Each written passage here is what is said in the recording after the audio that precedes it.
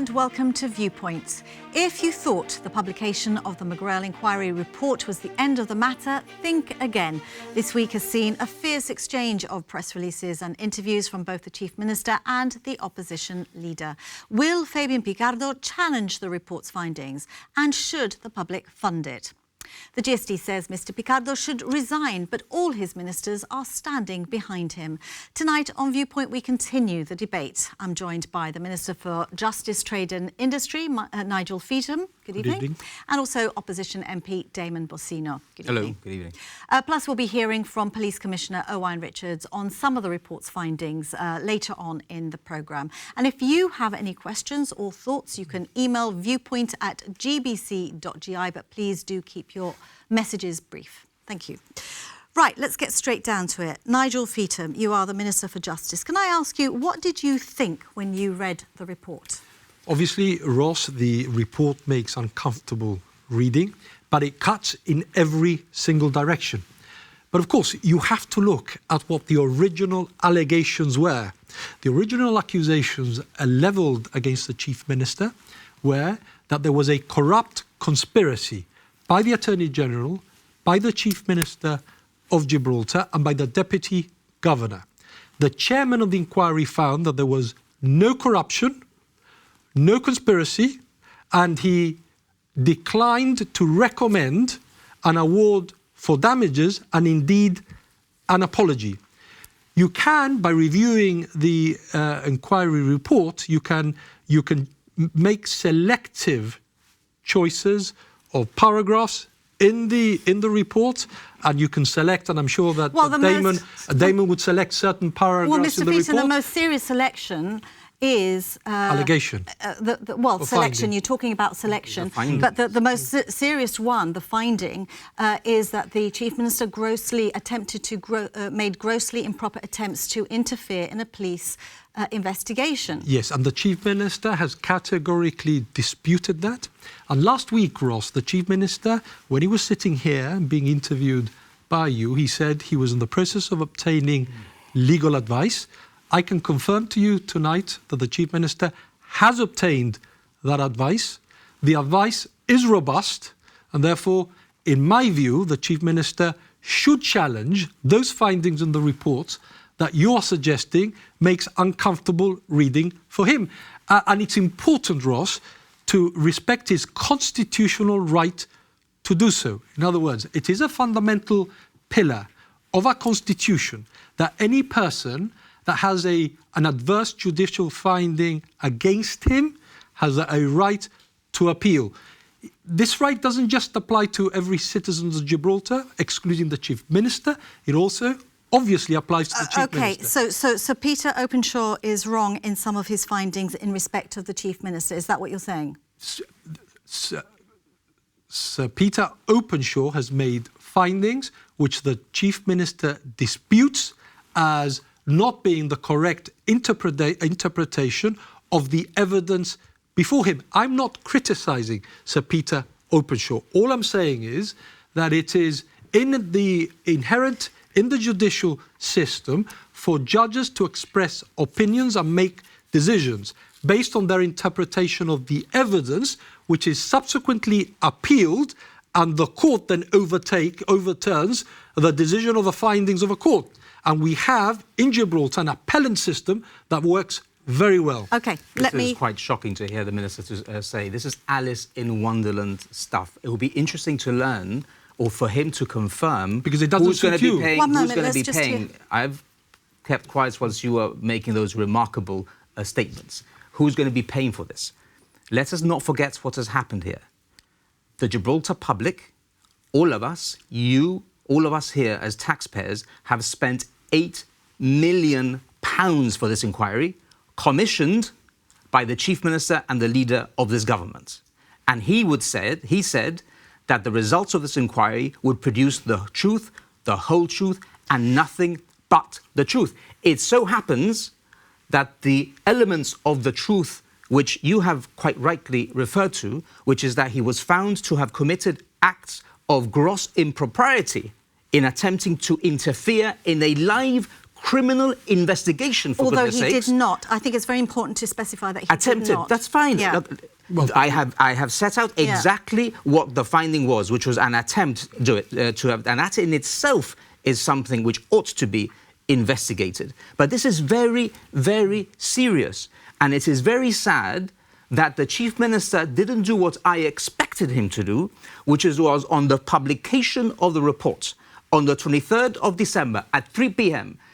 on the eve of Christmas Eve, whilst we were all about to go off with our families on holiday and spend a bit of time. He publishes a report and talks language of exoneration and vindication, for goodness sakes. When people were listening to, I think he spent a bit longer in his introduction. When people were listening to this gentleman, the current Chief Minister of Gibraltar, say those things, they thought that they were going to be reading a different report to the ones that GBC then reported on. When they spoke about 10 instances of gross impropriety, this is not something that can be, dismissed and disregarded as the view of one of 38,000 people. This is a respected, retired High Court judge of the United Kingdom. In respect of whose inquiry we have paid £8 million. He has heard all the evidence. All the relevant witnesses were cross-examined. And this is a fundamental point. Mr. Feetham cannot dismiss and say, well, everybody's been criticised, and the Chief Minister says one of them. Oh, or as the Chief Minister says, it's one view of many. No, this is very serious. And by Mr. Feetham doing that, he needs to own this. He should be resigning, and they should not be supporting this gentleman to continue in office. Utter nonsense. You see, I will own it when a court of law has made a final determination on the matter. It is the Chief Minister's... So can does I that finish? mean I have to finish. I've respected your right. I've respected your right to articulate your arguments. Okay. The clear position, my clear position is that if I took an oath to uphold the rule of law, a fundamental pillar of the rule of law is to allow somebody to appeal adverse findings against him, because if you do not do so, you're in breach of his constitutional right to do it. Secondly, every person has a constitutional right to protect his reputation, and clearly this is very damaging to the Chief Minister's reputation. He has made it very clear indeed last week that he was in the process of obtaining legal advice.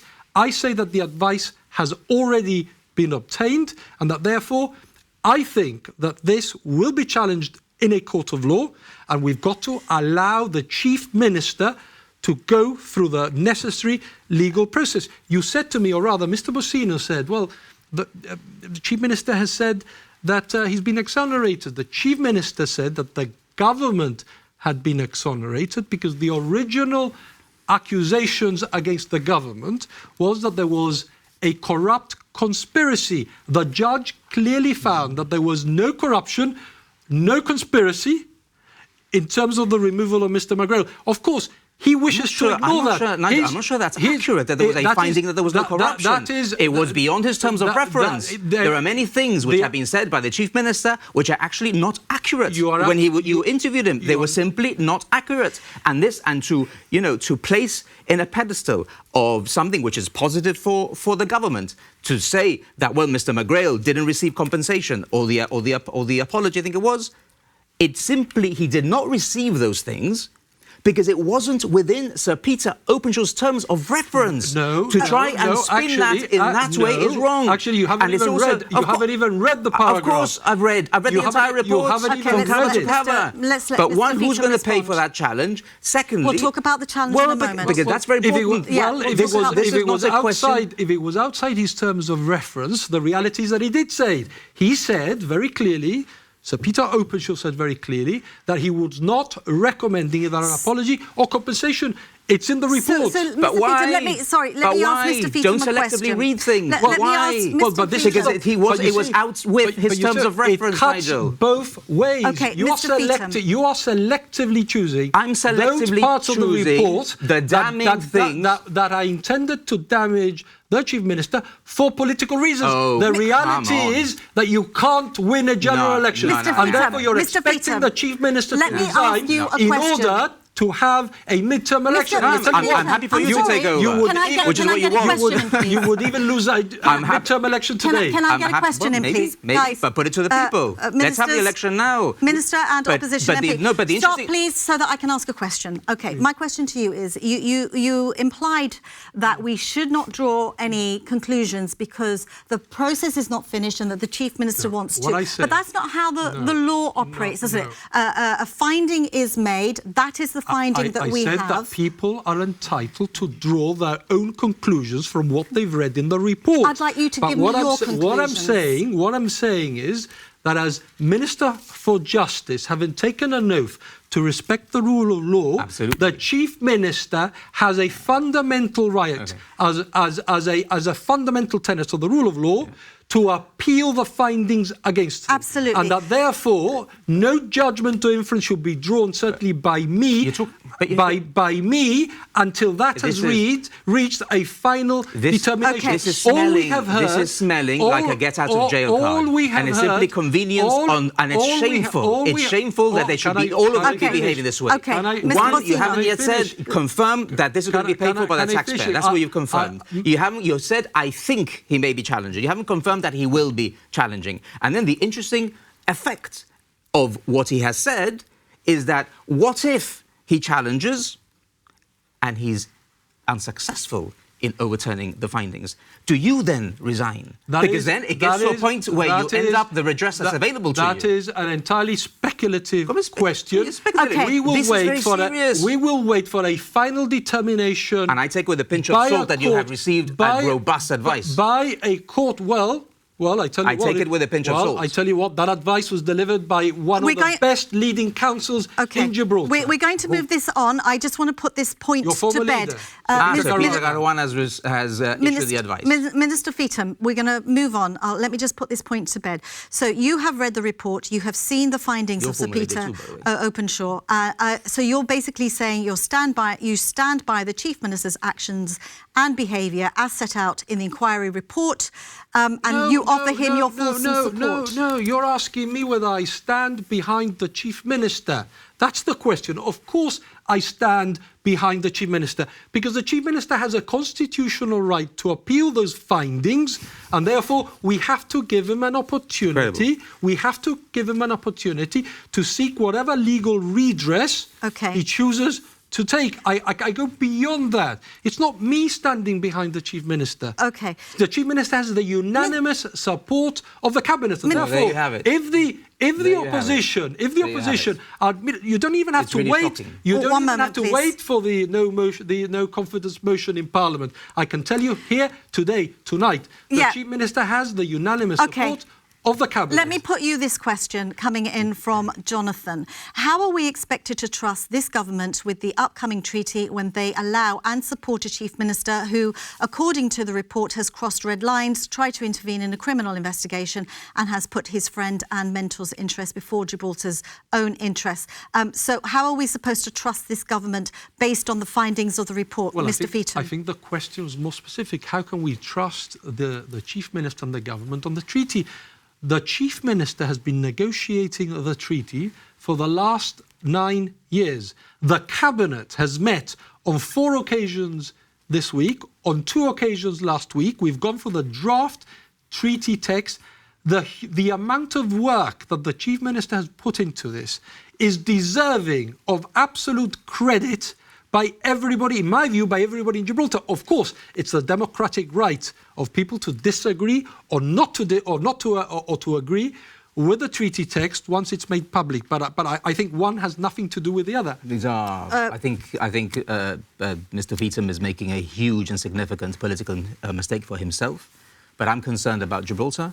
And I think that this is not a question, really. You should be more concerned about the political mistakes that you are making constantly in Parliament and outside. This is childish comments from him. I make a serious comment because I'm dealing with a very serious point. What I was going to say before I was rudely interrupted is that this is not just a question of, the territory where we are having a debate of ideas and a contest of ideas. This is actually something much more serious and fundamental than that. This is an individual who currently espouses and carries out the role of Chief Minister, who has been found not just wanting, he has been found seriously wanting. This is not a view which Sir Peter Openshaw has expressed in relation to his actions. He's talking about in relation to all the things that he did. In relation, fairness for example, to the Chief Minister, there weren't just the findings about the Chief Minister, there were also findings on the RGP, there were findings on Ian McGrail himself as well. Yes, there were, but one as far as the other parties are concerned, from a political perspective, I'm actually less concerned. However, the way that this is very obvious, and it's not a question of selective. No, it's not convenience or selective quoting from the report. This is actually something very and extremely fundamental, because the seriousness and the way that Sir Peter Openshaw pitched his criticisms of Fabian Picardo as Chief Minister are very, very serious. He was talking about gross impropriety throughout in respect of all the things that he did, whether it was speaking to the lawyer of his mentor or friend, whether he had the meeting with his lawyer and mentor and friend, whether he tried to advise in relation to the retrieving of the devices. All of that wasn't just he could have acted differently, which is the level of criticism that he metes out to the others. With him, it is actually pitched at a much more serious level, and he doesn't agree with the language that has been. Well, he doesn't agree. Of course, he wouldn't. How can he? He doesn't agree. What he does, he doesn't agree that he's in a very difficult political situation. Unfortunately, it's not just a question of him; it's a question of Gibraltar. This will have very serious reputational We'll talk about the effects reputation in a moment. Let's just and he, as Minister for Justice, ought to be acting because he has a constitutional oath which he gave when we went to Parliament. Well, I've explained, and you need to uphold the rule of law. Let's hear from Mr. Feetham. I've said very clearly he's misrepresenting what the constitutional oath is all about. The Chief Minister's position is that the findings are a misinterpretation of the evidence before the judge, and the advice that the Chief Minister has received actually supports that position. This is not the Chief Minister making up an argument on the back of a cigarette.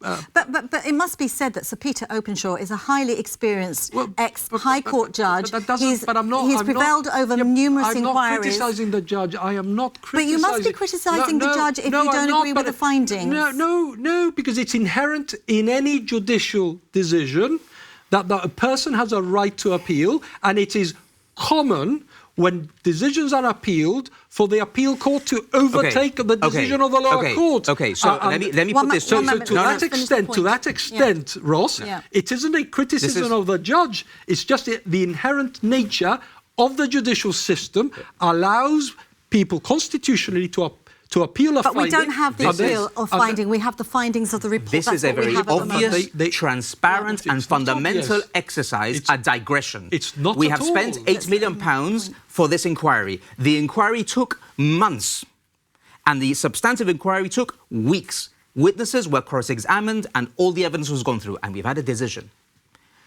The digression and delay tactics would be to say, now we're going to challenge. But I ask you this specifically. If you do not challenge, will you then resign from the government? I am absolutely not resigning from the government. I can make the categorical statement that I am not resigning. No minister of the government will be resigning because that only suits you politically. You're not doing this. This is a very transparent and political attempt to undermine the government because you're incapable of winning a general election. You're incapable. You are trying to force the Chief Minister out of office in the very blatant and transparent attempt to win an election. Yes, of course. I'll offer him. You are a transparently weak opposition. I'll offer him. I'll offer him this other alternative. I've said, will you resign if you do not challenge? Right? But I put to him, even if you do challenge and the position is upheld, will you resign? And thirdly, I'll offer him a way out. The government, although we seek not just the resignation of the Chief Minister for obvious and correct reasons, unjustifiable reasons, right? We also say that there should be a general election now and let people decide. But let me offer you this option. You're not going to offer me any you're saying we are saying listen, I'm not you said that we are doing it. Maybe you should just listen to me, and then you can admit the lecture. But true on this. And we're not necessarily doing this, as you're suggesting that we are, in order to bring down the government. Of course you are. All that Fabian Picardo needs to do is to resign his office. And then you take over. No.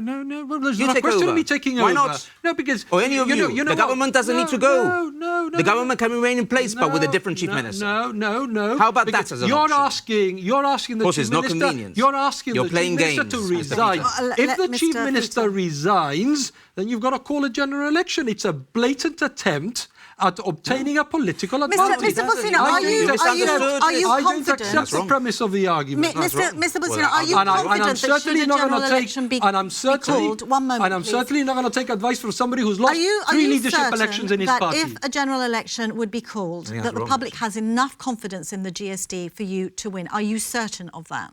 Yes. Yes, I am.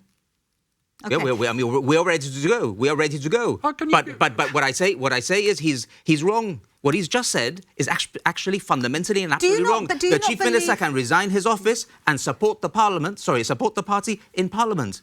The government can continue. I'm offering that to him as an option. I'm offering that to them. I'm sure they've You're not considered all offering- the. Of I'm course, sure they've obviously considered they all the haven't because they've got it wrong. Let's have a question from Derek. Mr. Feetham, do you firmly subscribe yourself to the findings of the report, or do you reject them? Remember, you are the Minister for Justice, and you cannot take sides. I've already answered the question. Okay, Not very well. You basically said that the Chief Very well Minister has a indeed. I right don't think so. to appeal the findings or all. challenge the findings of the report. But he's not answered the point as to whether, if they don't challenge, whether he'll be resigning. He said he's not going to resign. I've said Well, it will fine. not. But then he doesn't answer. He doesn't then. But then what I'm saying is you haven't answered it You offer properly. the Chief Minister your fulsome support. That's what he said. Is that Irrespective. correct? I am offering the Chief Minister the support, my support, and every cabinet minister has done the same. Listen, Okay, so then when you'll Mr. own Bosino it. says, I'm when, sorry, so when then Mr. you will Bosino, own it when Mr. Bosino, if the challenge fails. when You will Mr. own it, when will you? Mr. when Mr. Bosino talks about the GSD being ready to govern, they have no clue how to govern Gibraltar. That is the reality. They're not an effective opposition. The criticism that you hear from the public in Gibraltar is that the GSD are not ready for any governance. Let's stick to the report. Let them decide. Let them decide with let's- confidence. Let's stick to the report. Here's a question. Any opinions on Mr. Levy's statement to sue and charge against the warrant? You are the minister with responsibility for policing. Do you care to comment on that? I wouldn't be able to comment on something that might end up in the courts of Gibraltar. So therefore, it would be highly inappropriate for me to offer a comment one way or the other.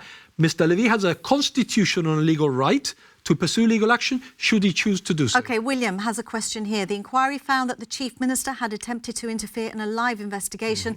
Is that a criminal offence? And if so, can it be prosecuted? Can I hear from both of you on that, please? Yes, well, I'm happy to answer. It can potentially be a criminal offence. But that's a matter. Our position has been that this is conduct which amounted to a perversion of the course of justice. I mean, and we don't go... Does the GSD feel it's potentially a criminal offence? Do you feel it should be? But let's be very careful and very clear about this. Yeah. We as politicians are not going to be pressing, because that's one of the things that the Sir Peter Openshaw found so offensive in terms of the behaviour of the Chief Minister, because he was attempting to interfere. We're not going to be doing the same from the opposition benches. This is a matter for an operational decision for the police. I do actually put the question to the Police Commissioner Well, it'll be interesting to see hear what he says. Would you care to comment on this, please? To the extent that any operational decision by the Commissioner of Police is a matter for the Commissioner, it's something that clearly I am not in a position to express an opinion. But no politician, Yes, but no politician, less still the Minister for Justice is able to express an opinion on whether or not the police might or might not be investigating and what might arise as a result of that investigation. But the alternative to the point that I made to you earlier, which you've answered, you say you will remain irrespective of whether you do challenge or whether you are facing an unsuccessful challenge. You're saying you will remain and stand by the Chief Minister with these findings held against him, right? The point then is whether you, who has a constitutional responsibility to uphold the rule of law, are going to be taking action or not.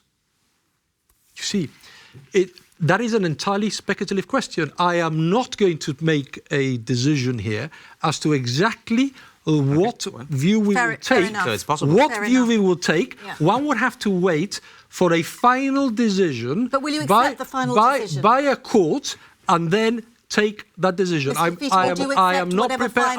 I am not prepared to answer a speculative question. But would you accept the final decision? Should it be challenged, whatever the final The final decision will be a final adjudication of a court in Gibraltar. And you will accept it. Then it becomes a final adjudication by a court. One would have to review the judgment, and of course, you're not able to answer a speculative question because it depends on what the decision is and what the judges decide. Okay. It might well be that it then ends up being appealed to a higher court.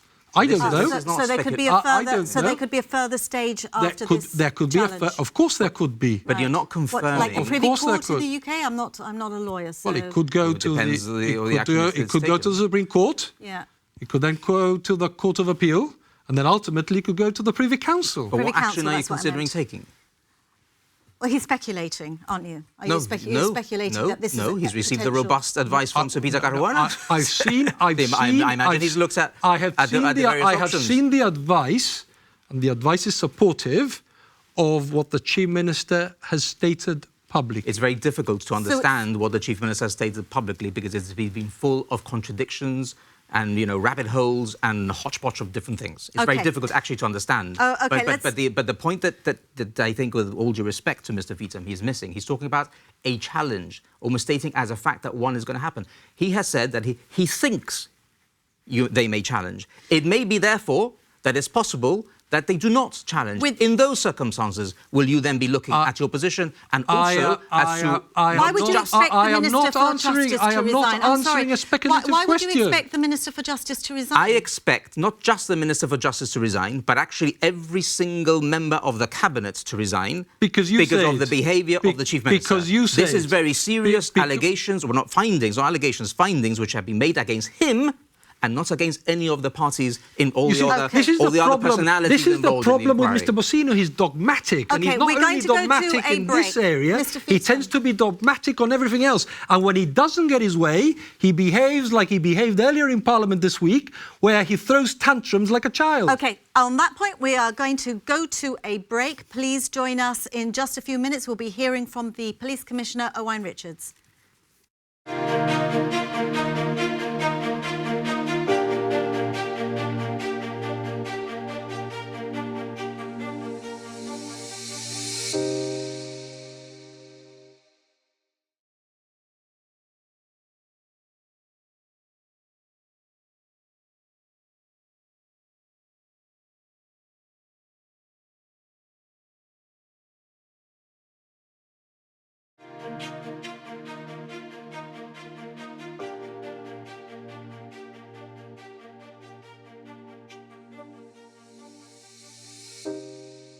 Hello and welcome back to Viewpoint, where our MPs have been hotly debating the findings of the McGrail Inquiry report.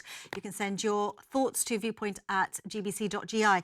I'm joined by the Minister for Justice, Nigel Feetham, and opposition member Damon Bosino. A couple more questions have come in. I'd like to put them to you very quickly. They all seem to be directed to you, Mr. Feetham, tonight. And then we are going to hear from the Police Commissioner, Owain Richards. When's he going to go? Mr. Feetham, well, I think we've dealt with that point. We can move on from that point. Mr. Feetham, are you nitpicking, spinning the bits of the inquiry to favour the GSLP? No, I'm not. No, I'm not. And you see, this is the problem with the inquiry report. As I said at the beginning of my contribution, you can selectively choose parts of the report that criticise one party, then he criticises another party. And can I say this? And this is not a criticism of Sir Peter Openshaw. He makes statements on some parts of his reports and in terms of his findings, and then they are contradicted by other findings and other statements that he makes in the report. Well, in terms of, I shouldn't, but I will just in one instance. So when Sir Peter Openshaw criticises the Chief Minister as attempting to interfere in a live investigation, he says also at the same breath that the Chief Minister of Gibraltar is entitled to be critical, or indeed highly critical, of the Commissioner of Police, even on operational matters, because that is part of the democratic But he crossed the process. line. That's what he says. That He is crossed part of the the. line. But that's an interpretation of the evidence. Having said, That's what he's there to yes, do, but though. having made the statement that he makes, you would have thought that actually there's an inconsistency between one and the other. I'm not going to choose. I said I wasn't going to do it. I said I wasn't going to do it. Michael says, Mr. Feetham, you have made a terrible mistake in defending the indefensible of Mr. Picardo's actions. The electorate will massively throw you and the whole GSLP out at the next elections, hopefully as soon as possible. Very strong opinion from there. And I can't actually read this email, but there is one from Leo who refers to the RGP, because we're going to go to the interview in a moment. And he says, can the police commissioner confirm if the RGP has or is conducting an investigation into one of the serious allegations made by one of the whistleblowers during the previous RGP senior command, where retired officers have already been questioned at New Mole House? Well, Mr. Olivero, it's a pre-recorded interview, but lucky for you, I did ask that question. Let's hear from the Police Commissioner now, Owain Richards. Commissioner, you took over an RGP that has seen extremely tough challenges over the past few years, the top of which was probably the McGrail Inquiry, losing a lot of staff to the whistleblower scheme. There's been no increase in funding over the past 5 years. The IT systems that we know have suffered, they haven't been updated or improved. And that has all had an impact on the operational ability of the force. I'd like to ask you, in your assessment, how did you find the RGP when you arrived?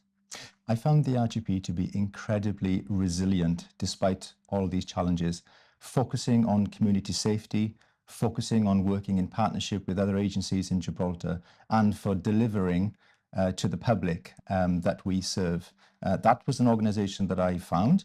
There have been progress across a number of areas in the time that I have been here, in terms of a new leadership team, the reintroduction of community policing, and a new organisational design that fits with the current challenges that we're facing. And of course, we also faced the death at sea inquest in December. That was another significant matter that came to conclusion that we delivered, and that we are reflecting on its recommendations as well as the inquiry. The Chief Minister said on Viewpoint last week that there are a lot of issues that have arisen in the context of what has become evident in the past 5 to 6 years, and some of those might require further action. I'm not sure what sort of action he's referring to, but are you in discussions with the Chief Minister over these issues? Can you elaborate on what he's referring to? I'm in discussion with the Chief Minister and indeed government and ministers on a range of issues, and where formal requests are made for matters of review, the Chief Minister has this accountability under the Police Act. Then of course I take them very seriously. I review them and provide the update. It would not be appropriate for me to comment publicly on those private conversations, but I have a good working relationship with the Chief Minister, and of course I would respond to those issues as and when they are formally raised. Would those be a review of any of the allegations made by the whistleblowers, perhaps? Well, it would depend. There are many legacy issues, some of which have been referred in the inquiry report. My job is to be accountable to the law, to remain operationally independent, and to address any allegation that is made thoroughly and professionally, and indeed with integrity. So you haven't decided whether investigations will take place. Are you considering? What stage are you at? Investigations in relation to what, sorry? Well, the Chief Minister suggested that some might require further action. Presumably there'd be some sort of review or investigation as to whether they would need further action. What I would say is that as and when a formal request is made of me to review any matter, I would look into it and I would provide that response to the Chief Minister. I must bring up the pinhole camera that was discovered in 2015, because it's something that the Chief Minister mentioned in his own ministerial statement once the McGrail report was published. Is that still a live issue, or has that been put to bed because that was independently investigated? Is that going to be resurrected? Well, the Chief Minister has indeed raised this with me. It is a matter I'm in conversation with him. It's a matter of public record as well. It's not been put to bed. It's a matter that I am reviewing and in conversation with the Chief Minister on. There is a civil challenge by Hassan's senior partner, James Levy. Has the RGP taken legal advice on that? The normal process in these matters is that I engage with the government in relation to funding for legal advice in cases of litigation. I will then instruct lawyers to act on behalf of the RGP, and then the process goes from there in terms of the RGP instructing those lawyers, taking advice, and allowing the judicial process to take its normal course. We all know, like many bodies in Gibraltar, the funding comes directly from central government. So I suppose what people would be interested to know is whether you will have complete autonomy in how the RGP responds to this challenge. The RGP has complete autonomy and operational independence in respect of my direction and control of the organisation. And it'll be a matter for the RGP in respect of taking legal advice on how it deals with that litigation claim through the normal process, as I've said, relying on the government's funding, of course, in order for us to deal with that serious issue. The report also made a very serious finding. The Chief Minister disputes this and he's considering a legal challenge to it. But the report finds that the Chief Minister attempted to thwart a police investigation. Is this something that the RGP will be taking up in any way? So it's a matter of public record that the police do not publicly comment on any matters that may or may not be under investigation. And therefore, it would not be appropriate for me to speculate or to give any public comment in respect of that issue. The Governor said that the report raises serious issues which must be addressed. Can you give us an idea? I mean, I've read the report, I've seen all the recommendations, but I'd like to know at the top of those serious issues, what is the Governor referring to? So you'd have to ask the Governor specifically in respect of the issues that he has raised. What I can say is in respect of the RGP and insofar as the criticisms that were made in relation to the disclosure in respect of the inquiry process and indeed the application for the warrants process, that I accept those criticisms. I'm reflecting on them. Some of the recommendations that pertain to the warrants have already been implemented by the RGP, and others demand engagement from other agencies such as the Office of Criminal Prosecutions, require government investment in respect of IT, but I am committed to delivering the reform that I'm leading on within the RGP of implementing the recommendations that respond to the RGP.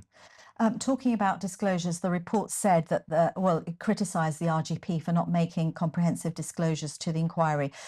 Do you think that is a fair criticism, also bearing in mind that the force had lost a lot of officers to the whistleblowing scheme, and in fact part of the disclosure team also broke up because they then went to on to become whistleblowers.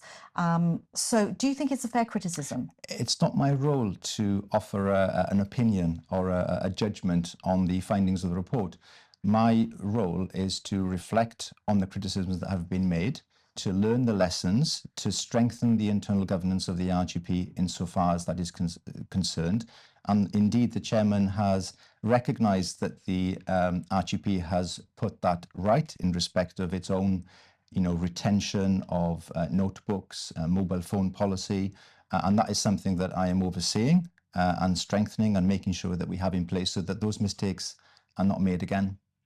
And in terms of the whistleblower scheme, are you satisfied that it's working correctly? Because here they are entitled to be transferred to government jobs, but of course that is to the detriment of the police force.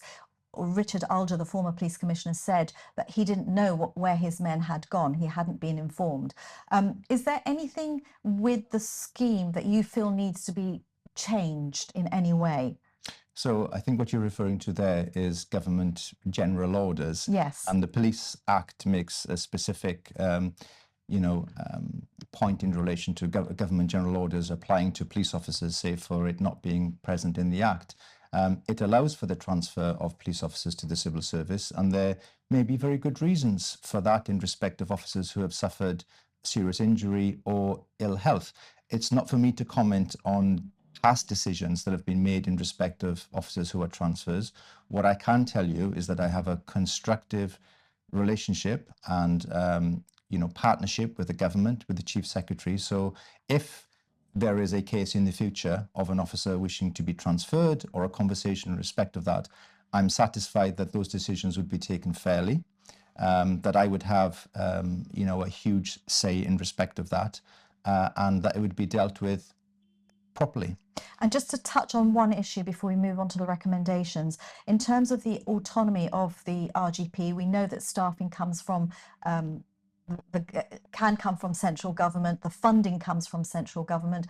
Are you satisfied that the RGP is able to function completely independently, given that those two vast areas of resource actually comes from central government? I'm categorically clear that I have operational independence in terms of my direction and control of the force. I do rely on government investment in respect of being able to deliver and have the infrastructure. And there are a number of matters that I'm in consultation with the government on that I require investment on. Perhaps we can refer to them at a later stage, but those conversations are ongoing, because in order to deliver an effective and efficient police service, a modern police service that keeps people safe, we do demand an upgrade to our police headquarters here, or a new site, an upgrade to our aging fleet of vehicles, and of course in the context of the treaty, which will fundamentally demand new resourcing expectations on the RGP around marine unit and around border and airport policing. So these are all matters that I'm in constructive conversation with the government on. And these are matters that we'll dive into in greater detail when we do a fuller viewpoint on the RGP. Let's go on to the recommendations. I think that Gibraltarians probably know about the Policing Act locally than anyone in the UK does, particularly Section 34 and Section 13, which came under the spotlight here. Is work underway?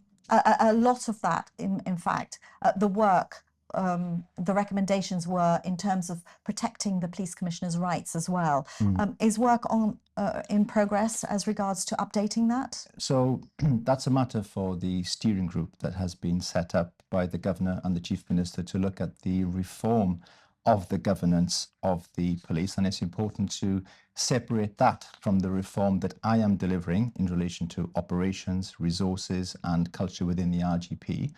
Of course, as a subject of the sections within the Police Act, I'm a stakeholder on that steering group. I will offer my view in respect of that. And indeed, those recommendations that you referred to fall principally, I think, to the police authority, and therefore it would not be appropriate for me to comment any further in respect of that. But of course, I'm a key stakeholder in that. So there were a lot of recommendations made, and you've already touched on some of them, like with the disposal of mobile phones and such like. Can you just tell us about some of the other recommendations that you've already dealt with and what you are still in progress with? For sure. So there are 11 recommendations specifically relating to RGP investigations in the report. 7 of them relate to the application for the warrants process, which is clearly something that I'm taking very seriously. 2 of them refer to the RGP's ability to take legal and expert advice in complex cases, which indeed the RGP made as part of its closing submissions, and we welcome. And 2 of them relate to wider government cooperation in relation to investment in IT and in our ability to investigate through digital forensic investigations, the 2 officers that the chairman refers to in that department. I've already implemented the issue around warrant templates. I've already strengthened the senior officer oversight of warrant applications, but critically 4 of the warrant recommendations rely on broader engagement with the criminal justice system. So with the Office of Criminal Prosecutions, as I alluded to earlier, with the court system, because it talks about the process of the hearing of the application. These are all matters, I'm sure, that will be explored as part of my collaboration with others. And indeed, I met with the Director of Public Prosecutions yesterday to discuss some of these things. And can I just ask you, and I should have asked you before actually, do you accept the findings and Sir Peter Openshaw's criticisms on how the warrant, the application process was conducted? Absolutely. It's a serious issue. We are keen to learn from it, to improve it. We've already implemented 3 of those recommendations. Others are underway. And I fully accept the criticisms to the RGP.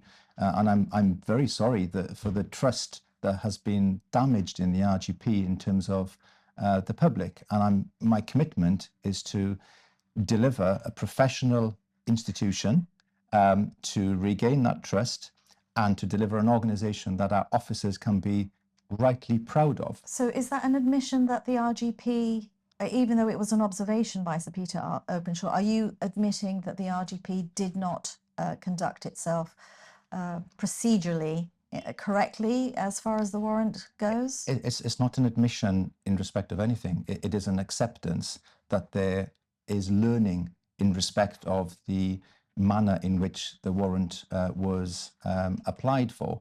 And I've already mentioned that 3 of the 7 recommendations that pertain to the warrant have been implemented. So it's not an admission that the warrant was held in bad faith. Indeed, the chairman says that the warrant was applied for in good faith with an honestly held belief.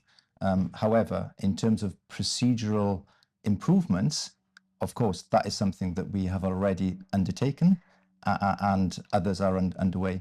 And the Chief Minister has given us a 100-day deadline for all the reports, recommendations to be implemented. Are you on track to have all the RGPs in place? I'm confident that I can deliver to the Chief Minister's timeline. As I said, I'm in conversation with the Director of Public Prosecutions to strengthen our relationship, to develop a clear memorandum of understanding in respect of legal advice in high-profile, complex and serious investigations, and those matters are well underway.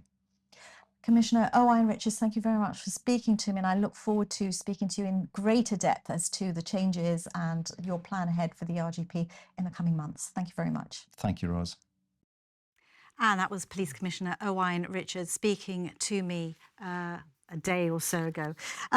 Plenty to unpick in that interview, but Mr. Feetham, I want to ask you a question, if you don't mind, first of all, and then you feel free to make whatever comment you want. The GST released a press release the other day saying that the RGP is being scapegoated, and we heard there that the Chief Minister called for the reinvestigation or a review of the pinhole camera issue, and that is being done. And there were other issues that he talked about that might need actioning. We don't know what they are. Now, I seem to remember doing interviews with you when you were very complimentary about the RGP. The 2023 HMIC report was very complimentary as well. 80% of the recommendations had been actioned and 20% had been partly actioned.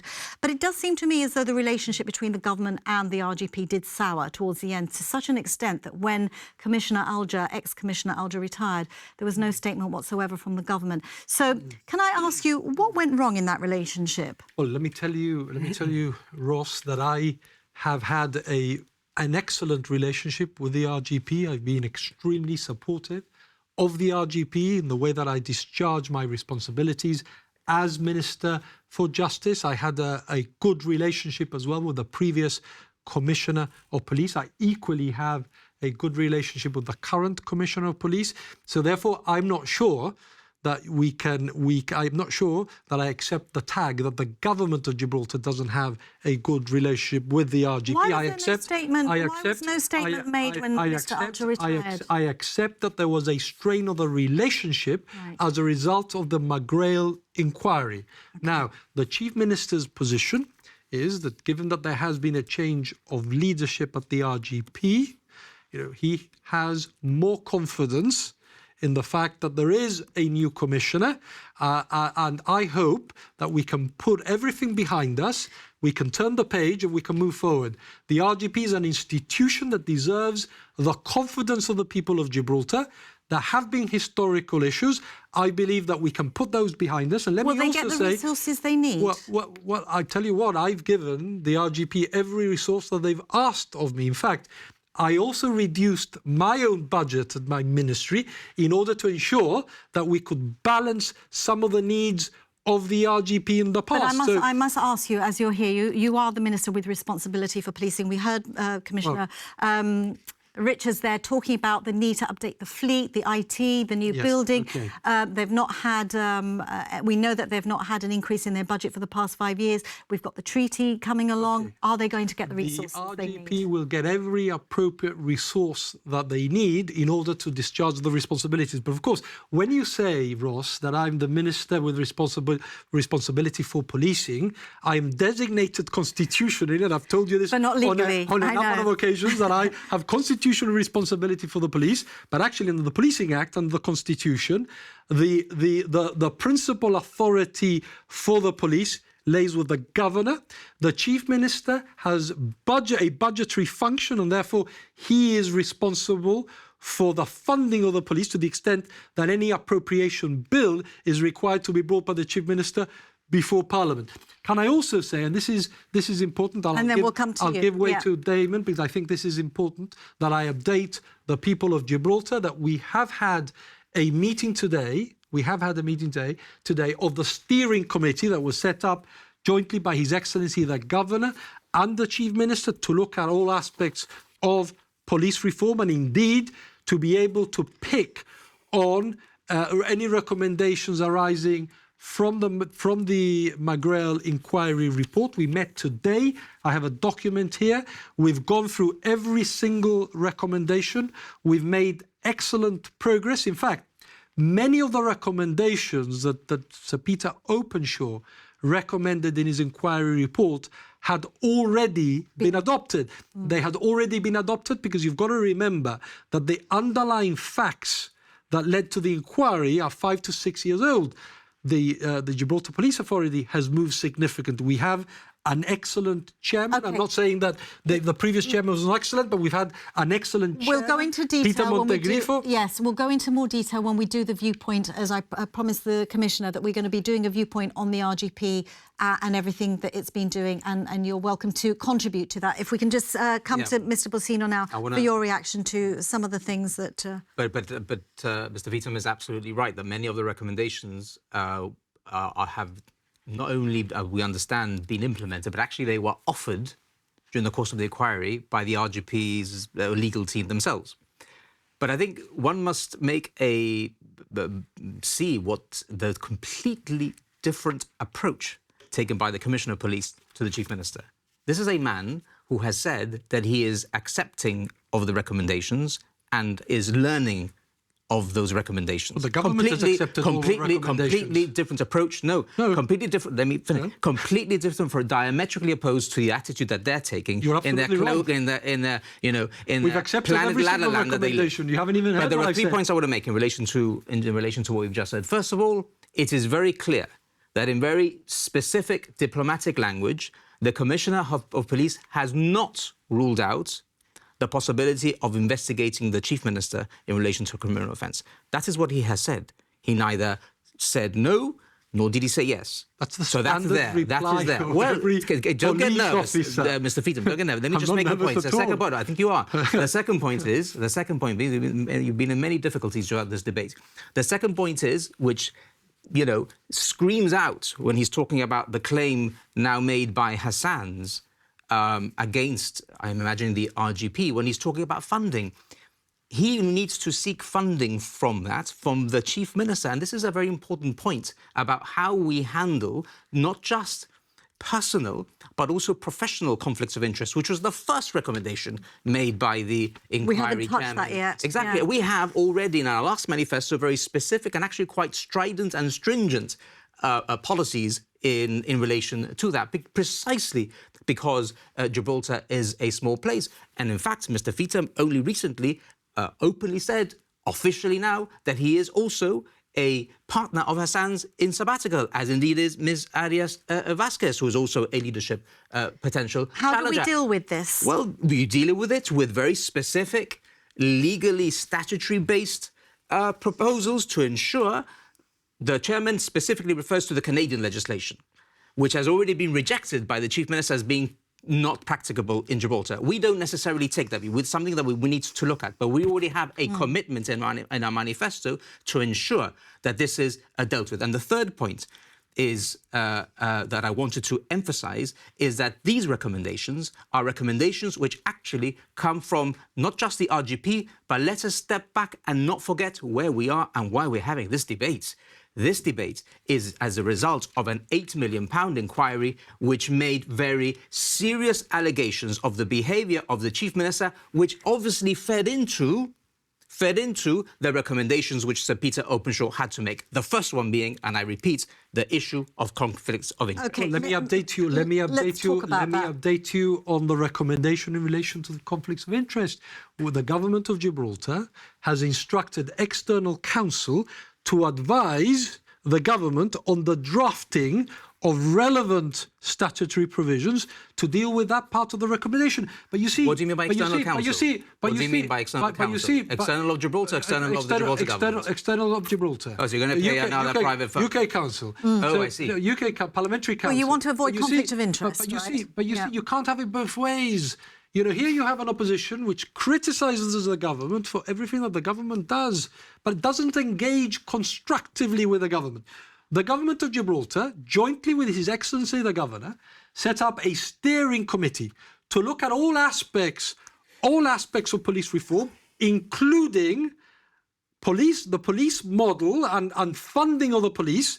It was led by His Excellency the Governor, and the opposition has failed to engage with the subcommittee. In other words, they cannot have it both ways. Can they? Would you welcome engagement from the opposition? Well, His Excellency has reached out to the opposition. Why has the opposition not engaged? So has other parties that are stakeholders in the subcommittee, and they've refused to do so. In fact, Mr. Sopari has very clearly and categorically said that he doesn't want to engage.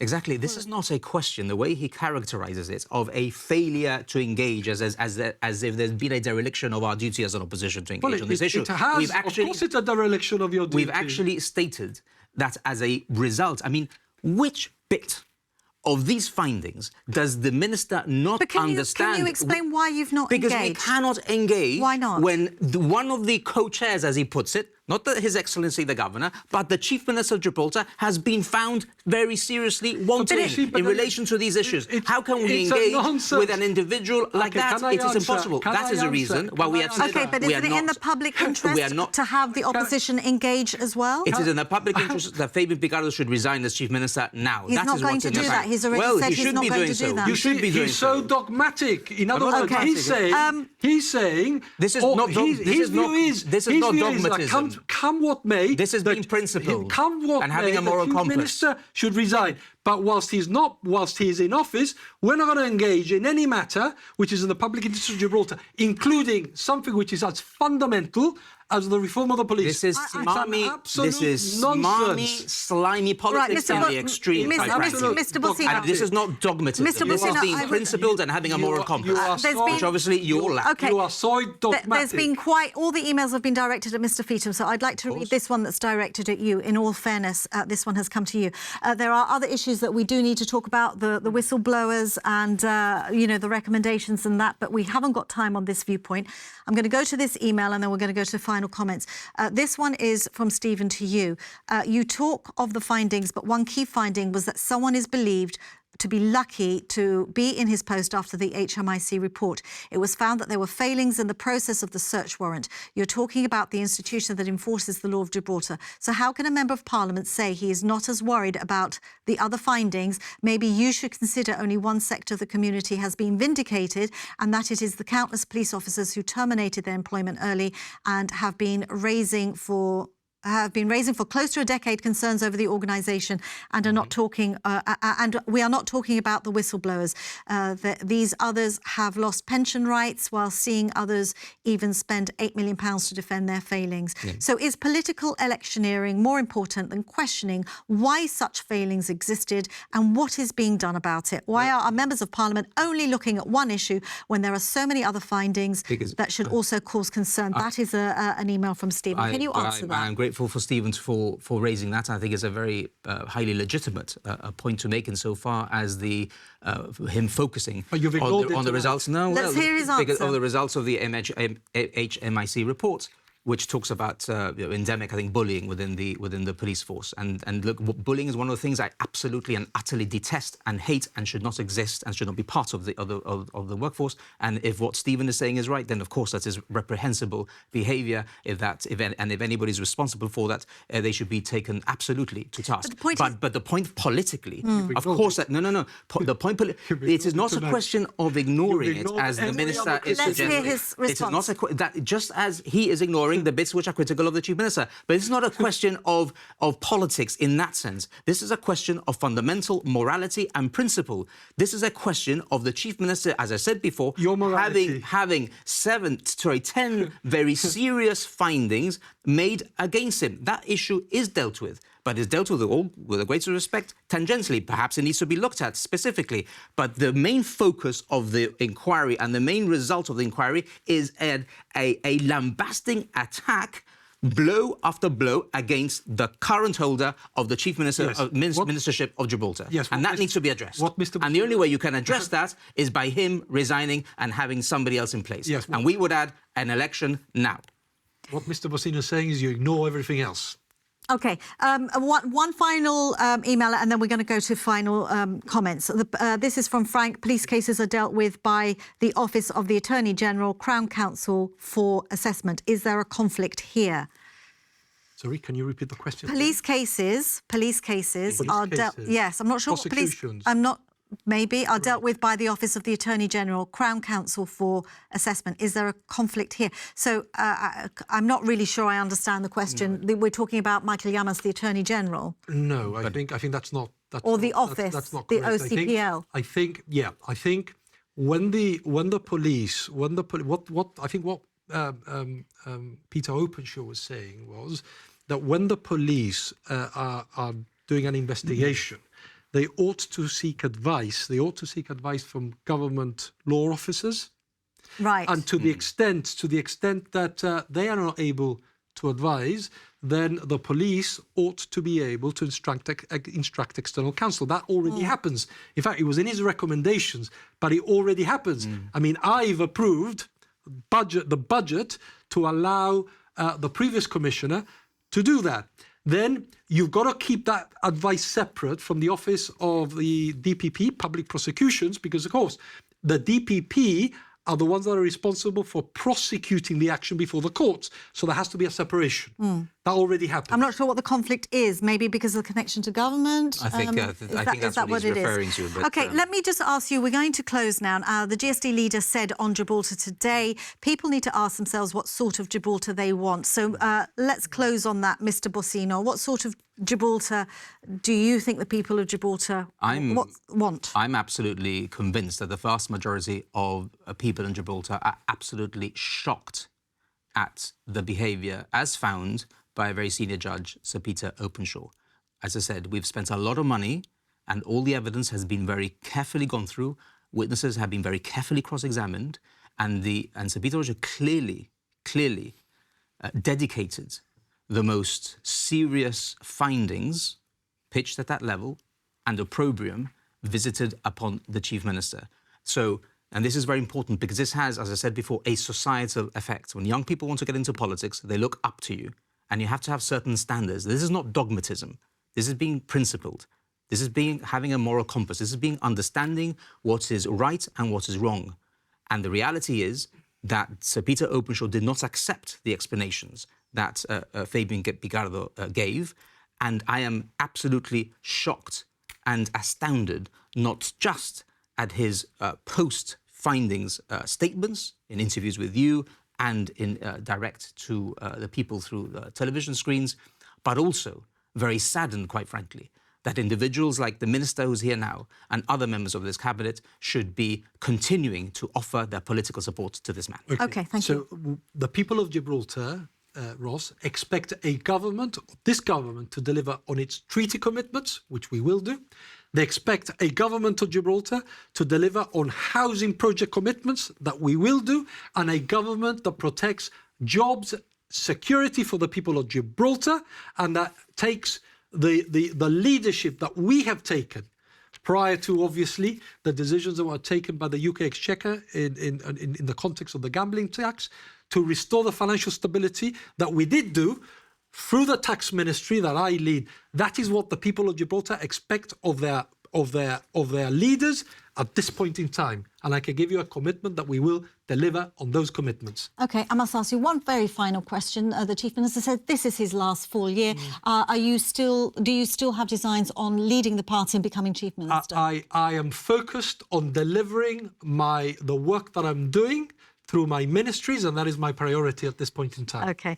Gentlemen, thank you both so much for coming in and talking about this. There's still so much more to talk about, and we look forward to having you back on Viewpoint next week at the same time. Good night.